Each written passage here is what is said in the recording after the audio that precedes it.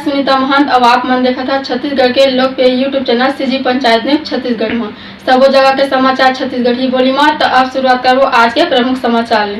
कामेश्वर धैर्यकेड़ी धूमधाम ले मनाइन शिक्षक दिवस। आप मन ला बता दें कि शिक्षक दिवस के रूप में पूर्व राष्ट्रपति डॉक्टर सर्वपल्ली राधाकृष्णन के जयंती में कामेश्वर धैर्यकेड़ी पार्षद के द्वारा शासकीय प्राथमिक शाला घटोली में धूमधाम ले मनाइन शिक्षक दिवस।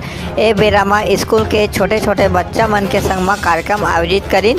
शिक्षक मन ला सम्मान भेंट करीन। शिक्षक मन ला आशीर्वाद देत उज्जवल भविष्य के कामना करीन। कोटा डबरी के पार्षद कामेश्वर धैर्यकेड़ी स्कूल में बच्चा और शिक्षा के महत्व वाला शिक्षक के योगदान विषय में अपन विचार प्रस्तुत करीन। कामेश्वर धैर्यकेड़ी पार्षद बच्चा के कक्षा में मिठाई और फूल माला ले शिक्षक दिवस मनाइन। कामेश्वर धैर्यकेड़ी सबो शिक्षक मन ला बधाई दिन। सीजी पंचायत न्यूज ले जय ठाकुर, जिला ब्यूरो जांजगीर।